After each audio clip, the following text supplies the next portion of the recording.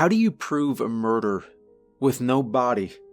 Even worse, how can you sleep at night knowing whatever took them is still out there? You can never stop being a detective. It's the kind of career that changes the way your mind works. Once you've started to think like one, the switch never really goes off.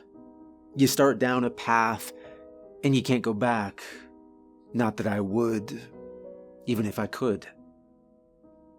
Personally, I've had a very interesting career as a detective, both during my years in the police force and in the years since I left to start my own firm as a private investigator. It's funny, I actually left the police service to take on less stressful cases. In fact, I almost expected it to be boring. I used to work in homicide, and while it can be rewarding work, there is a mental toll to it. I'd like to claim to have some faith in humanity, but it's hard to do that when you have seen the worst of it day in and day out. As a private investigator, I don't see nearly as much carnage during my work, but it is anything but boring. Last year, I spent 2 hours being interrogated by American Secret Service agents because an adulterer I'd been trailing just so happened to be staying in the same hotel as a U.S. ambassador. They found my parked car suspicious. I suppose part of the reason they even noticed it is because my car tends to stand out. It's a red 1957 BMW 503 coupe. Subtle? No, perhaps not.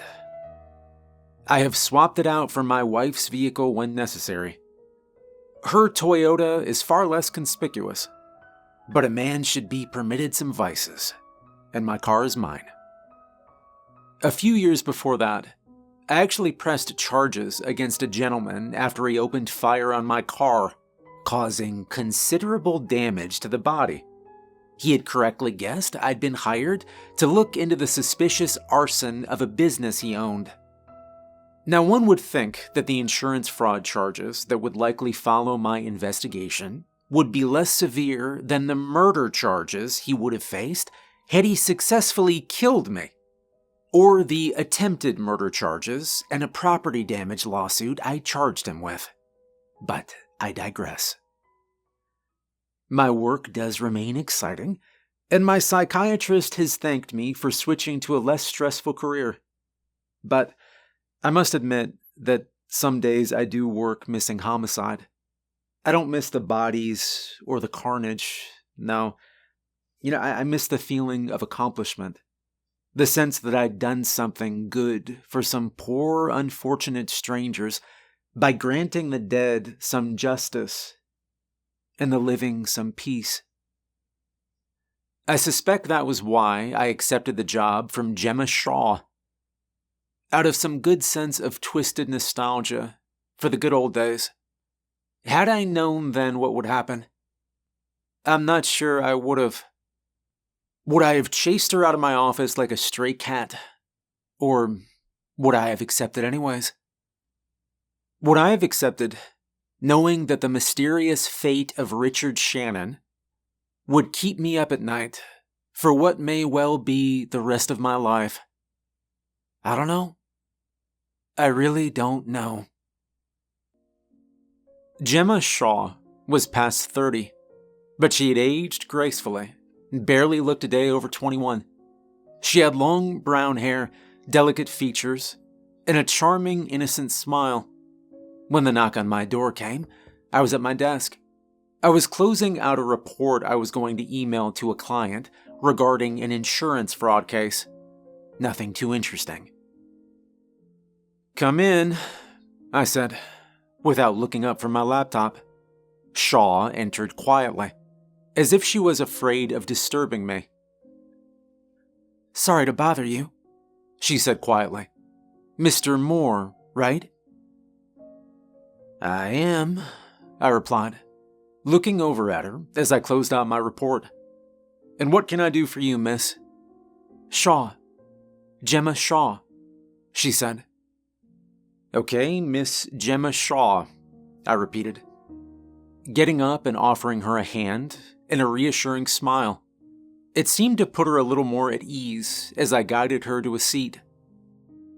"So, what brings you to my doorstep?" "My father," she began. "Trevor Shaw. He passed away around 2 years ago." "I'm sorry for your loss, then," I said. "What was the cause of his death?" "Officially, suicide. But I've had some doubts about that for some time." "Oh?" "My father wasn't the sort of man to take his own life, Mr. Moore. I believe that there was more to his death." "Oh, I see. Miss Shaw, if you have suspicions or evidence suggesting foul play, I'd recommend you bring it to the police, not to me. I don't typically take on homicide investigations anymore."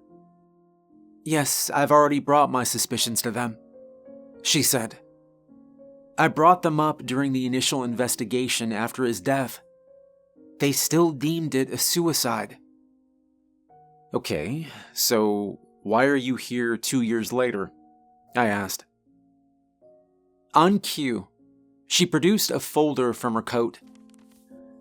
"I have some friends in the police department. They don't usually make a habit of passing things like this along to me, but given the circumstances, they thought it was necessary." She offered me the folder, and I looked through it. It contained several photocopied pages of some sort of notebook, a list of names and dates. One of those names was Trevor Shaw. "Scans from the ledger of one Mr. Damien Scott," she said. "Have you heard of him in the news?" Damien Scott. The name did sound familiar. He'd been employed by the Morrow crime syndicate. It was based out of London. From what I'd heard, he was the lapdog of their current head, a gentleman with a rather unpleasant reputation by the name of Jack Morrow. When Morrow or one of his mates wanted a man dead, Scott was allegedly the one they sent. No one knew how he operated. By all accounts, the man was some sort of murderous genius. For every kill, he seemed to have some sort of perfect alibi. It had made catching him very difficult. From what I heard, they'd technically only gotten him on money laundering and were trying to build up from there. Unsurprisingly, they hadn't gotten far with him. Now, supposedly, he'd conveniently hung himself in prison, although a few of my old mates still on the force had mentioned that he'd still left behind quite a treasure trove of information. Ledgers on victims the Morrow family had paid him to kill. Now, by itself, it wasn't damning evidence, but it opened up a few doors that Morrow would probably have preferred to remain closed. Doors like Trevor Shaw. "Interesting," I said softly, staring down at the name on the ledger before closing the folder. "You've brought this to the police?" I asked. "My father's death was a closed case. They're prioritizing the ones that are still open, the ones they didn't solve," Gemma said. "But I always knew that his death wasn't a suicide. And as far as I'm concerned, this proves it." "Huh. It just might," I admitted. "Scott was a hired killer. Say he did murder your father. He likely did it on Jack Morrow's orders." "My father had no connections to Morrow," Gemma said. "You're sure of that?" "Yes, I'm positive." "Then why would he be murdered by Morrow's pet hitman?" "Because one of the men he worked with did. My father owned a construction company. After he passed away, one of his partners, Richard Shannon, took over. I know that Shannon has ties to Jack Morrow. I just can't prove it," she said. "And this is where I come in, isn't it?" I asked. She nodded.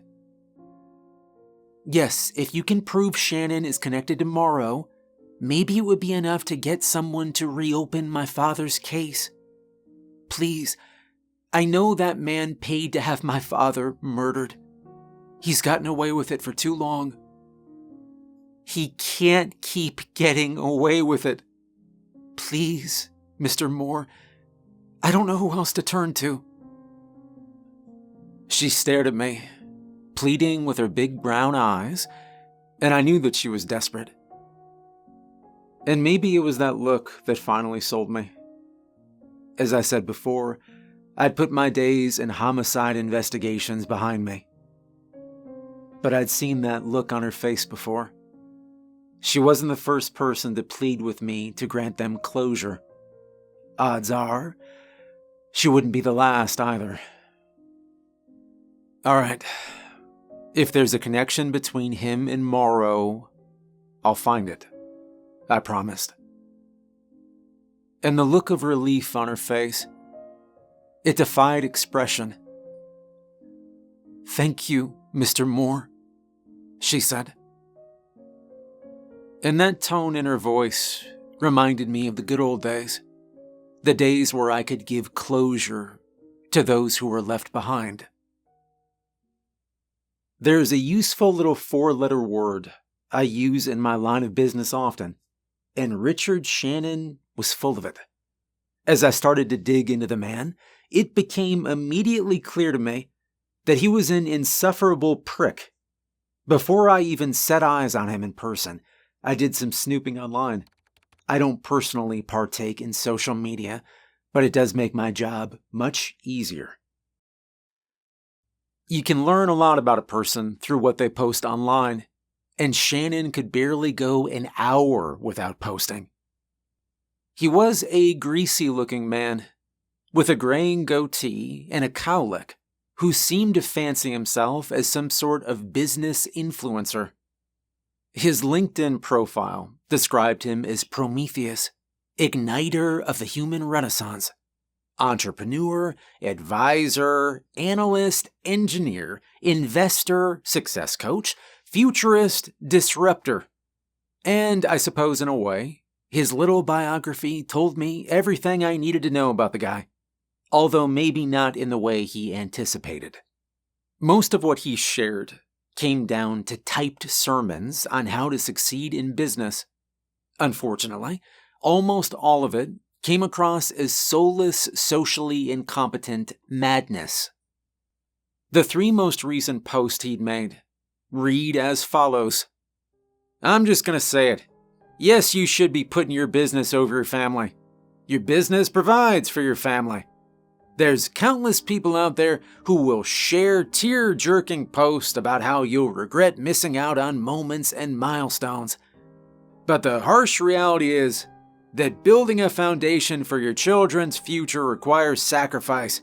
If you will not sacrifice your family for your family, they will not thrive.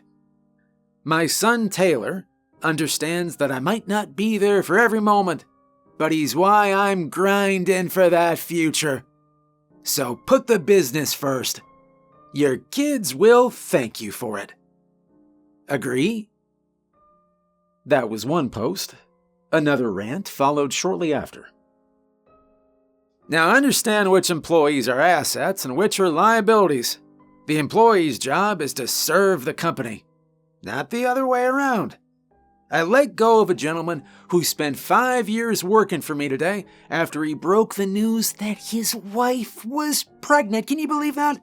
I let him go because I knew that he would no longer prioritize the business over his family. He lacked hunger, man. He lacked the hunger required for success. Now you listen to me and you listen good. If an employee is no longer an asset, then they are a liability. Absolutely, period. DM me to learn more." That one was great. And then there was one below posted a day before. "Okay, I'm just going to say it. If you're making under 80 grand a year, you are not in a position to start a family. Your salary, it is a clear indication of your worth. If it is low, then you are not in a position to have children, period. You are simply setting yourself up for deeper failure. There is no case for argument here." So yeah, This guy was nuts. Completely nuts. And yet his modest amount of followers, they all seemed to just gobble it up. They praised him as though he was some kind of corporate King Solomon. He spoke of hustling and grinding as though he was some sort of top-floor executive, someone who can change the fate of society with just a phone call, as opposed to a small man who suspiciously inherited a relatively unremarkable company. All hat and no cattle, a friend of mine sometimes says. Now, I rarely feel much of anything for the people I'm asked to investigate, but I will admit that I did feel a profound dislike for Richard Shannon. Fortunately for me, ego often goes hand in hand with incompetence. I imagine that Shannon would prove to be no exception. Now, I imagine that a man like Shannon might keep his secrets in one of two places: his home office or his company office.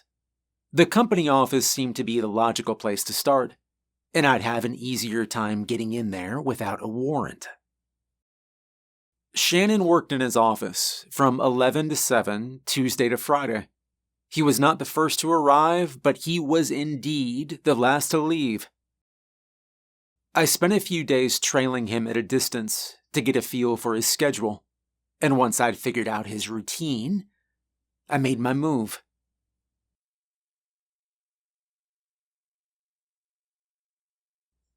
Now, in the interest of transparency here, I will admit that some may call what I did breaking and entering.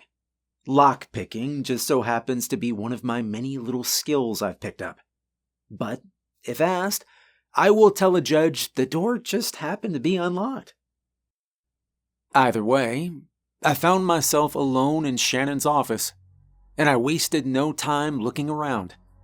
I started with his desk, looking through any papers he'd left out, but none of them were relevant to my investigation. So I moved on to his laptop. As I said, ego often goes hand in hand with incompetence.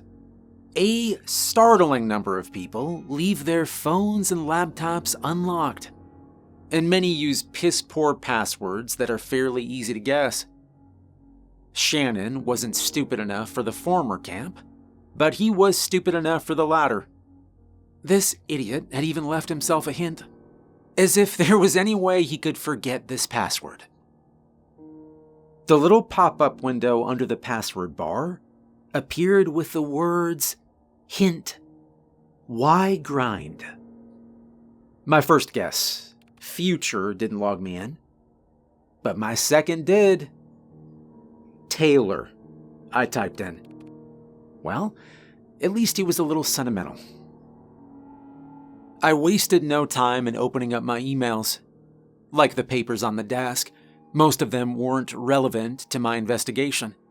But given the amount of personal correspondence he'd used his professional email for, I had little doubt that what I was looking for would be in there.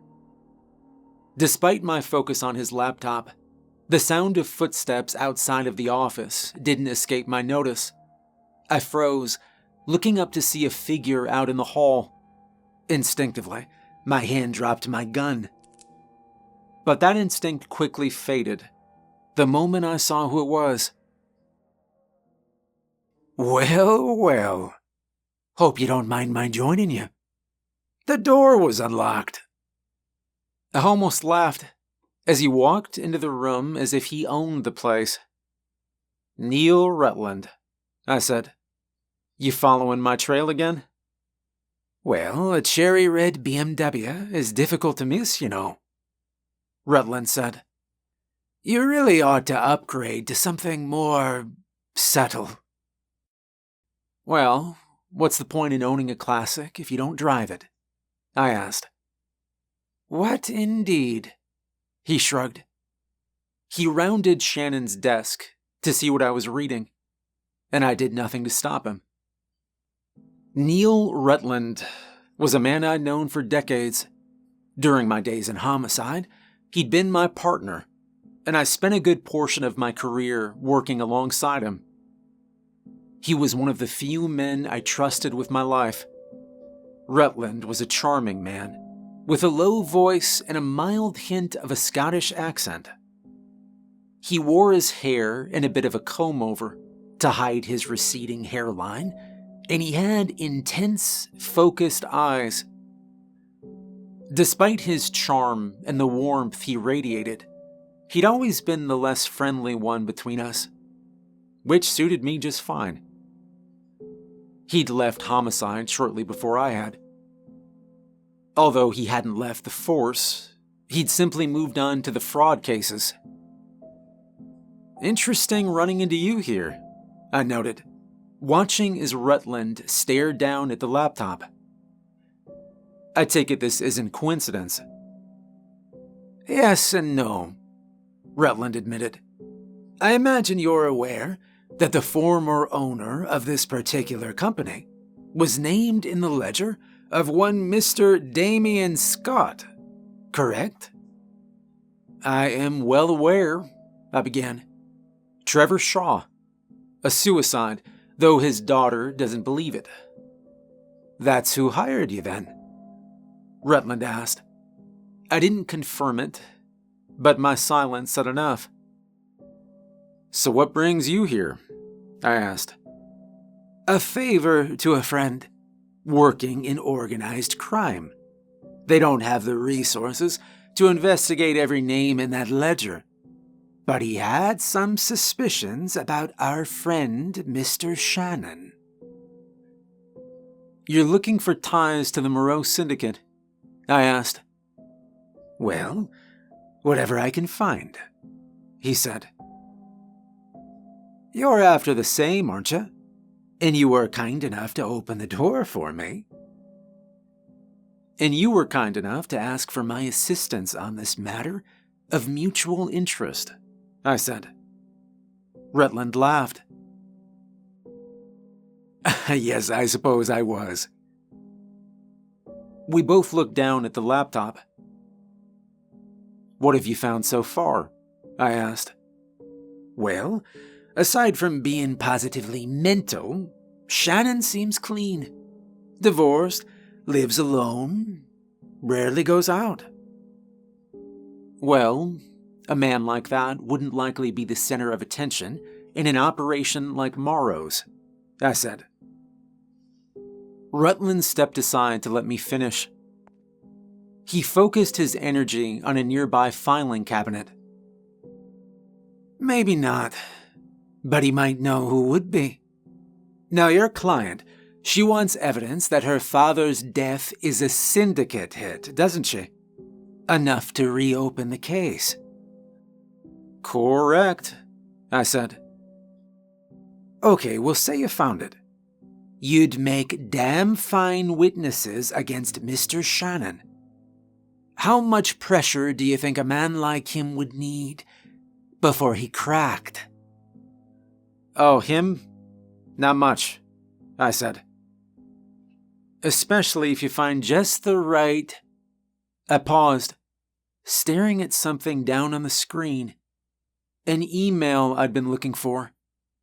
I read over it before calling over Rutland. Hey, take a look at this. Rutland looked away from the folders he'd been going through before coming to read the email over my shoulder. It had been sent from an email address that seemed to belong to the late Mr. Scott. It read as follows.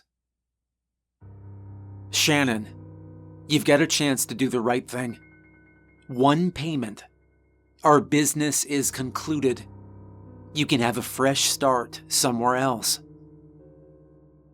Well, well. How ominous, Rutland said, as I put the email Scott had used into the search bar. And it brought up a whole series of buried emails, each one from the same address. I clicked into the next one. This is what it said. Shannon, not accusing you of anything, but numbers don't lie. Jack doesn't like it when people get greedy. We don't want to think the worst of you. Check your budget for 192 Gordon Street again, please. Rutland read over the email with narrowed eyes before turning and heading back to the file cabinet. 192 Gordon Street, he murmured, before taking out a folder and opening it. Apartment's been under construction since 2017. Completed last month. Really?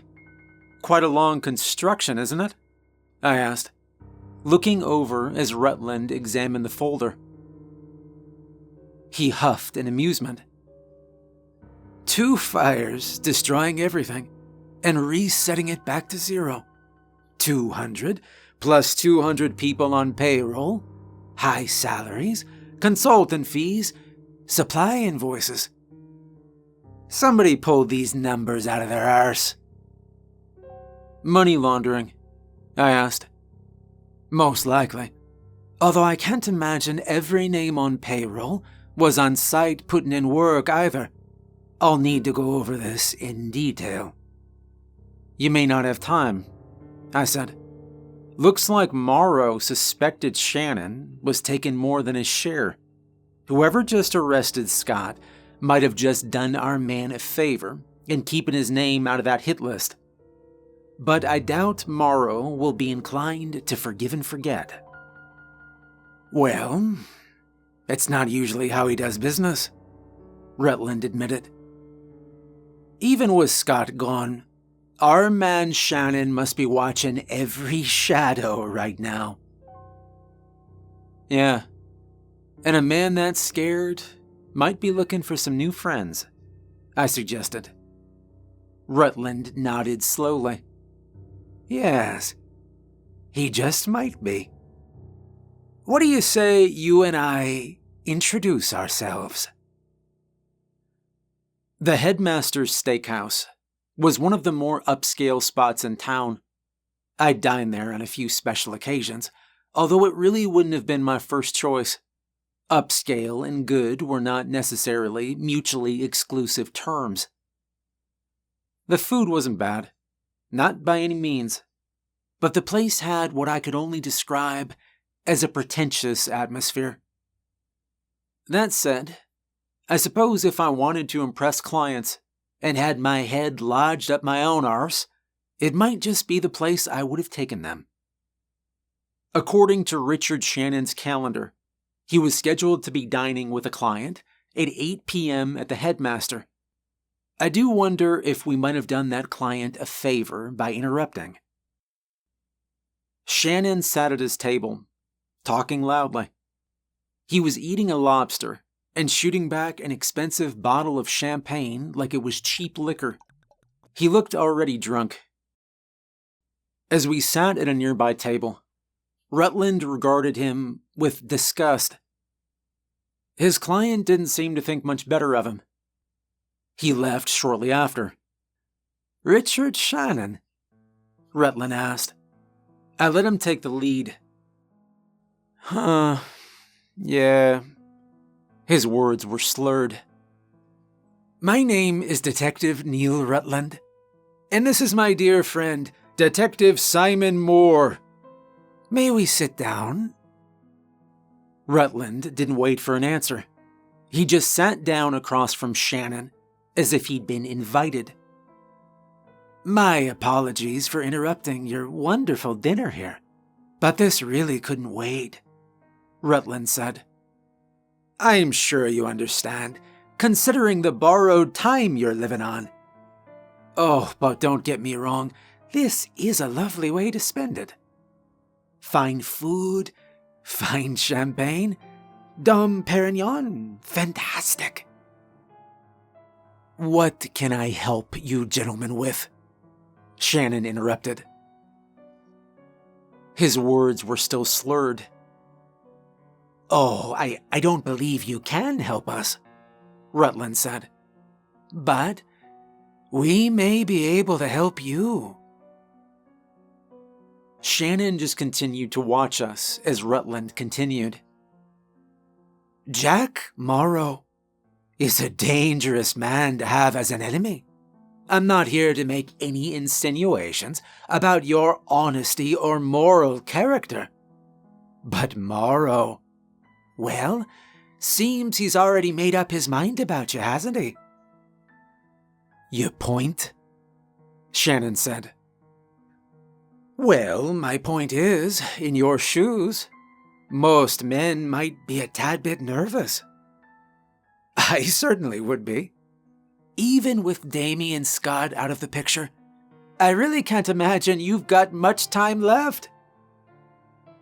Those affairs are my business, not yours, Shannon said. Oh, I disagree. I think they are, Rutland said. Let me make this clear, Mr. Shannon. From where I'm sitting right now, I can see a man in over his head, about to drown. Luckily, I can help. Shannon cracked a dry smile then. Oh, yeah, you must be the ones who were poking around my office last night. Whatever help you think you can offer me, I don't want it, he said. You may come to regret that statement, Rutland replied. Say you do make it out of this Morrow situation with your life. You do realize that with what we found in your office, you're likely to go down with him, right? If Morrow goes down, Shannon said. If. It was my turn to chime in. I would have thought a man in your position would be eager to see Morrow go down. Maybe, Shannon said, but not to the likes of you. Let me put it this way, detectives. I've got the Morrow situation under control. So unless you've got enough to arrest me right here and now, there's really nothing for us to talk about. You got me? You don't strike me as a man in control, I said. Then you don't know me? Is there anything else, detectives, or are we done here? Rutland narrowed his eyes at him, before looking over at me. Neither of us had much more to say. Goodbye, gentlemen, Shannon said. Rutland stood up and fixed his suit jacket. Goodbye, Mr. Shannon, he said, and then turned to leave. I took one last look at Shannon before following. The man's either a damn fool or about to do something damn foolish, Rutland murmured as we left. Not much of a line between arrogance and idiocy, is there? I agreed. My gut says arrogance. Mine too. Normally I'd wait for a funeral, but he's more valuable to us alive, Rutland interrupted. As we stepped outside, he went for his cigarette. I lit it. I'll watch him, all right? I promised. Yeah, track his movements. See if anyone else is keeping an eye on him, Rutland said. That would be best. But use your wife's car, will ya?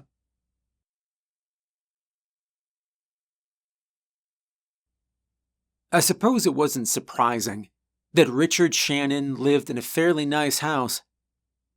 Even without his ties to the Morrow Syndicate, I would have expected him to live comfortably. He lived in a 2-story Mediterranean-style house with a balcony over the second floor. A house worth a few million easily. He lived alone. He left only for work and rarely returned later than 8 p.m. He didn't go out otherwise. Even on the weekend, he remained secluded in his home, blinds and curtains drawn, as if he were afraid of anyone peeking inside. Had I not seen how arrogant he was the other day, I might have thought he was a completely different man than the one I met at the steakhouse. Rutland and I took shifts watching Shannon. He would watch him during the day. I would watch him during the evenings. Like Rutland had asked, I had switched up the vehicles I used. I used my wife's car, and even a couple of rentals on occasion. I never parked in the same spot either. Rutland had asked I take extra precautions. Although after several days of watching this guy, I was starting to think I shouldn't have bothered. Nothing seemed to be happening. I was almost ready to say we have another chat with our man when, well, I'm still not entirely sure what happened that night. I suppose this was the moment this simple investigation turned to hell. I am still not entirely sure how to explain what happened with Richard Shannon next. Each and every logical explanation I've tried to come up with, it just doesn't fit. It was 6 nights after Rutland and I had first spoken to Shannon at the headmaster's steakhouse.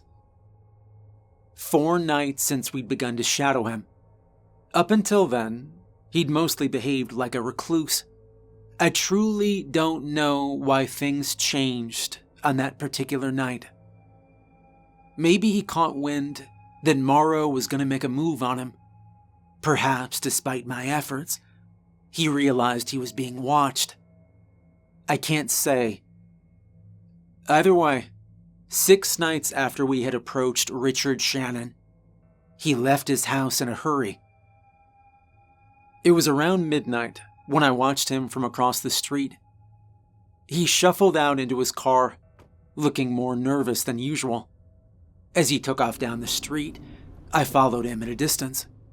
I wasn't sure where he was going, but he seemed to be in a hurry. He was heading out of town, following some darkened back road.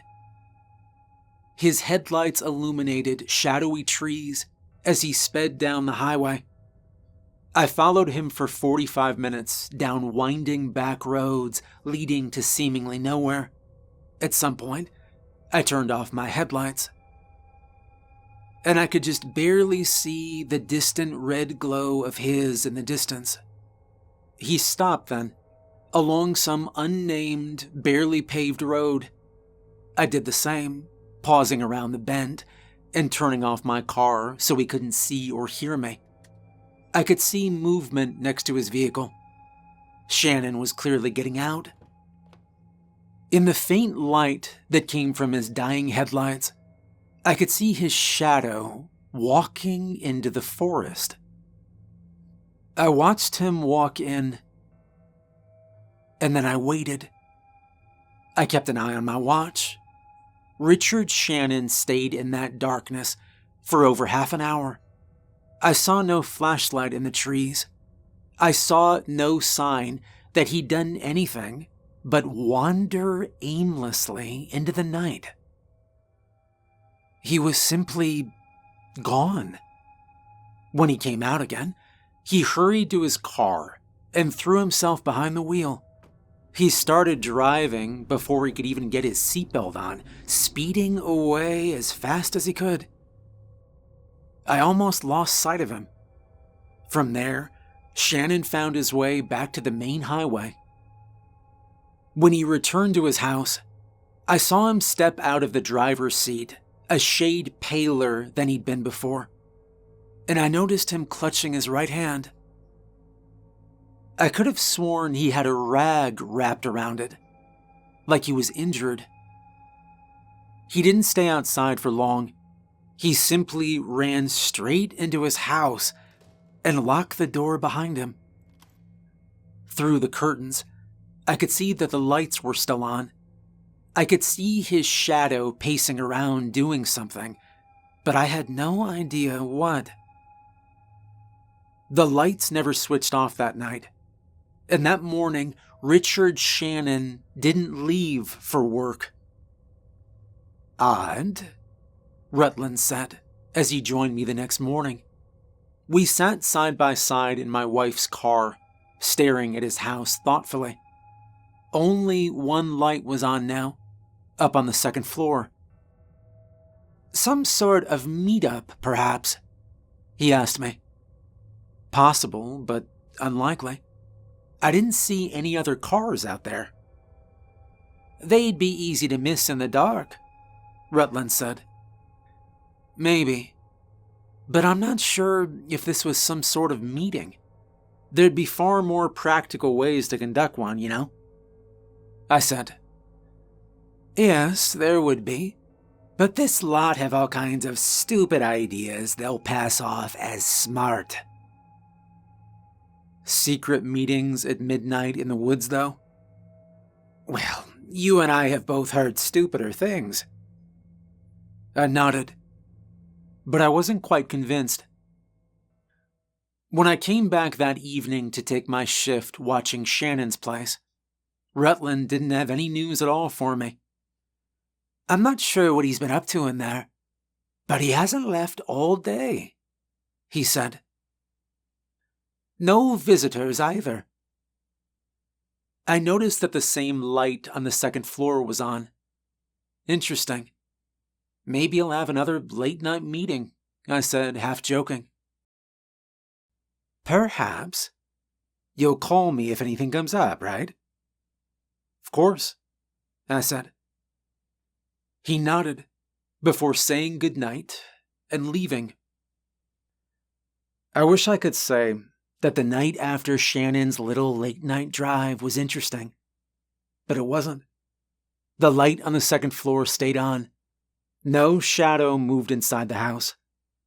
Nothing changed. And that didn't sit right with me. When Rutland returned to take over his shift that morning, I was waiting for him outside of my car. And here I thought you were trying to be subtle, he said, half teasing. Although I did see concern on his face. He took one look at that house, and he knew something was wrong, just as I did. There's been no movement inside that house since the night he went into the woods, I said. There's one light on, and it hasn't changed since yesterday evening. Rutland just stared at the house in silence, his expression going dark. We both knew from experience that a man on a crime lord's hit list didn't have a very long life expectancy. And both of us knew there were plenty of ways Morrow's men could have snuck past us. For all we knew, Richard Shannon was long dead. There was only one way to find out for certain, though. Rutland exhaled before looking at me. All right, let's check in on the old man then, he said, before we walked together towards the front door. Rutland knocked, and predictably, there was no answer. He and I exchanged a look. He knocked again for courtesy's sake. I, on the other hand, was not so polite. When Shannon didn't answer, I picked the lock. The door swung open and we calmly stepped inside. Mr. Shannon? Rutland called. No answer. I started up the stairs to the second floor, wasting no time on formalities. I spotted a closed door with a light underneath it once I got up there, and I pushed it open. What I saw inside that room defied any rational explanation I could come up with. Shannon had taken a knife to just about every surface inside of that room. He had carved some sort of ruin everywhere he could. The walls, the door, the windowsills, even the floor. The same symbol over and over again. What the hell? I said. Beside me, Rutland just stared in confused disbelief, unsure of what to make of this. It was madness. That really was the only word to describe it. The room didn't have any furniture at all. The only thing in it was a red leather-bound book on the floor. It had no title on the cover. So I picked it up and thumbed through it. "What is it?" Rutland asked. It's some sort of grimoire," I said softly. I opened it, and I saw the last page Shannon had read. The Man in the Forest. Rutland got closer to me, reading the book over my shoulder. The section that Shannon had marked off described a ritual to summon some sort of demon. Enter the deepest shadows of the forest, at the deepest darkness of midnight. Bring with you no protective charms or weapons. Walk until light has abandoned you. Find a suitable tree, and with a ritual dagger, mark it with your own blood. He will come, drawn to the scent of blood. Call to him. Make your offering. Should he fall silent, you have his attention. Should he still approach, your death is nigh. Offer up an effigy of your despised, and in your hatred, pin it to the marked tree. Should the forest be silent still, your contract is sealed. Should he draw closer, your life has ended. Thank the man in the forest and leave quickly. Return immediately to the sanctuary you have prepared and pray he hunts your despised before he hunts you. Pray your despised does not know how to protect themselves from him, or if they do, pray their sanctuary is weaker than yours. It cannot be stopped now. At least one of you will be shredded by his claws. Only he can decide which of you it will be. It was insanity. It had to be. Complete and utter madness. Some sort of occult ritual to summon some sort of demon. To do what? Kill a man? Who? Morrow? Rutland stared down at the book, his brow furrowed in confusion. He didn't seem to know what to make of any of this either. As we stared down at the book in disbelief, our eyes were drawn towards something on the floor beneath us. There were marks in the wood, long trails scratched into it, trails that led toward an air vent in the floor. And if I didn't know any better, I might have said that they were fingernail markings. We called in Homicide after that, and they found nothing. No body, no blood, nothing. While I was able to present the evidence that Rutland and I had gathered to Gemma Shaw and earn my payday from her, the case was really never closed. Richard Shannon was eventually listed as a missing persons case. The general consensus is that he went into hiding, either to hide from Morrow or to hide from us, after he realized he was being investigated. An active warrant is out for his arrest. But I know they'll never find him. Richard Shannon is gone.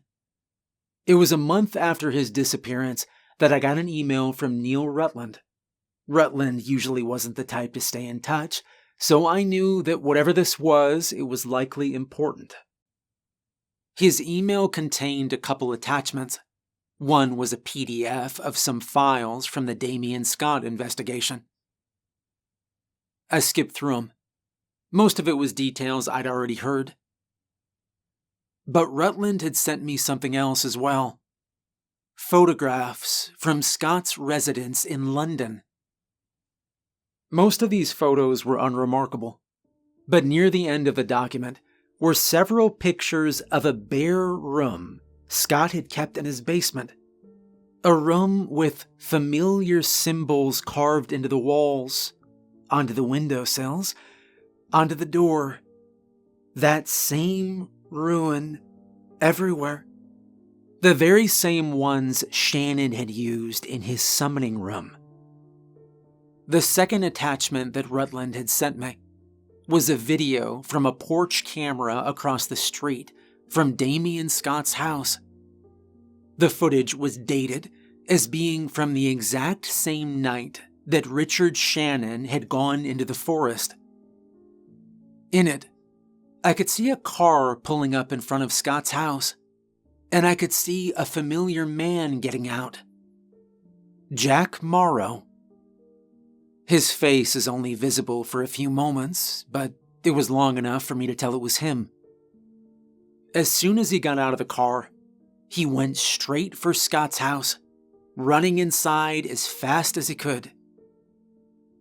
At a glance, the footage seemed strange, but mostly unremarkable. But I have watched it a few times now. I have watched it over and over again, looking for any other details I might be able to find. There's one thing in that video I can't explain. At a glance, Jack Morrow is the only person visible. But looking closer, I swear I can see another figure standing in the shadows on the left side of the screen. I swear that Morrow looks directly at that figure during the few moments where his face is on camera. And I swear that the look on his face is pure terror. I don't believe I'll be continuing with the Richard Shannon case, or any cases related to it. I'm not sure I want the answers.